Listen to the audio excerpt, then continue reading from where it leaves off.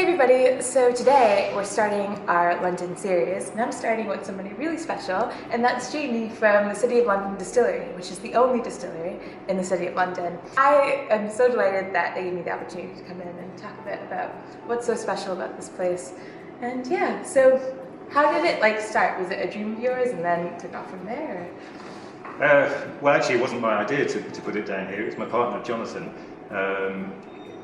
For various reasons, he owns the place to start with, but for various reasons he's been renting it out recently. And at the back end of last year, he decided that the time was right to take it back on. He didn't just want to run it as a bar because there's lots and lots of competition, so he wanted to do something a little bit different. He thought about putting a brewery down here, but as you can see, we're in a basement and it's not brilliant for brewing. And then he'd read about the success of the micro distilleries that are springing up all over the UK at the moment, and he thought, well, perhaps we could put a distillery here. But he realised he didn't know anything about distilling, and cutting a long story short, he was put in touch with me, and I met him in April of last year, and this is the result. It's a fully working commercial distillery located in a cocktail bar. And it's amazing. I'll show you guys in a minute, but you can actually see the distillery while you're sat at the bar, which is totally incredible and completely unique. So yes, so from day one we knew we were going to put the distillery in full view of the public and the people who are drinking the product. So it was important that it looked nice as well as making a good product. I think it says something about your product that you're not afraid to put it on display and show the whole process from beginning to finish to your customers, because I think when you're working with really large commercial distilleries that are working in vats that are probably half the size of this room, it's a bit different, and I think the craftsmanship gets a bit lost in the Yeah, we process. have very few secrets here. I mean, I'm not going to tell you the exact recipe, but you know, I'm happy to say what botanicals we use and so on, and those are juniper, angelica root, licorice root, and coriander seed, and then fresh pink grapefruit peel, fresh orange peel, and fresh lemon peel. So lots of beautiful, fresh, zesty citrus notes. So we're quite happy to divulge that. We're not afraid of the competition either. As you can see, we've got our own gin, and that's by far and away the biggest seller here. We've got 185, I think, other brands of gin behind the bar. 11 different tonics. We want people to come down here, and when they leave, we want them to know a little bit more about gin than when they came down. Whether that's something to do with the process and how it's made, or a brand that they haven't tried before, or a cocktail that they haven't tried before. Either that or not being able to remember anything when they leave. Well, we'll leave happier. We have to drink responsibly. Yes, of course. I have a disclaimer on my website. You can go see it if you want to. So now I think we're going to take you on a little tour of this distillery, because it's way too beautiful for me not to show you. And I'm really curious. So yeah, let's get going.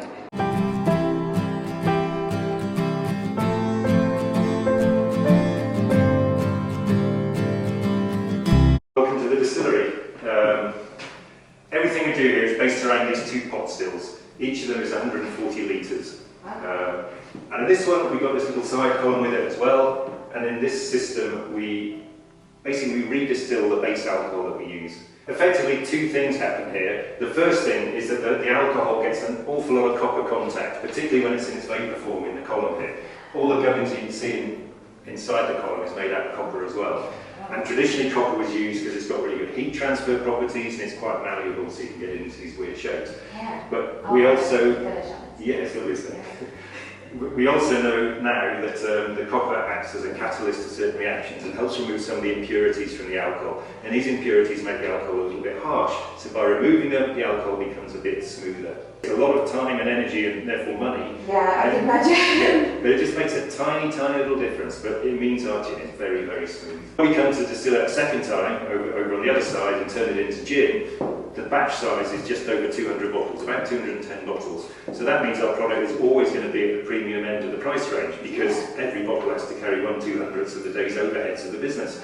So we can't compete on price with the big boys. Where we have to compete is on quality. It gets much more interesting over here from my point of view when we turn it into gin. What we do here is the vapor infusion method. And the biggest and best known brand that's made in that way is Bombay Sapphire, but there's several others as well.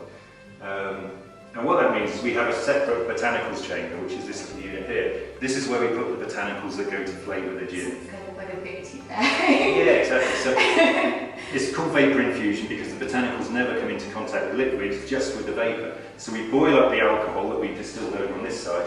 We boil it up for a second time in this pot, it turns into a vapour, and it's the vapour that actually rises through the botanicals. And basically it acts like a solvent, it picks up the essential oils and becomes flavoured with it. So in here we put juniper berries, angelica roots, licorice roots and coriander seed, and then because I like a lot of citrus in my gin, fresh pink grapefruit peel, fresh orange peel and fresh lemon peel. So the first job of the day when I'm distilling is to hand zest. I was going to say, somebody's going to do that work. It means my breakfasts are really healthy nowadays, so I can get 5 a day is easy.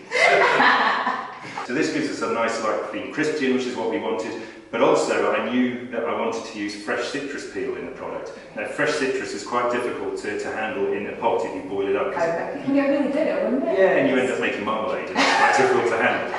But, Gin marmalade. yeah, exactly, yeah. Sounds quite good actually. Yeah. But if you put it in here, then actually it is very easy to handle. So the design of the distillery, before we even started, we had to know what style of product we wanted to make and then design the distillery accordingly. Having said that, I designed it with maximum flexibility in mind because I'm starting to work now on a second recipe, and it might be that we put all the botanicals in here, which is the sort of beefeater method of manufacturing, if you like.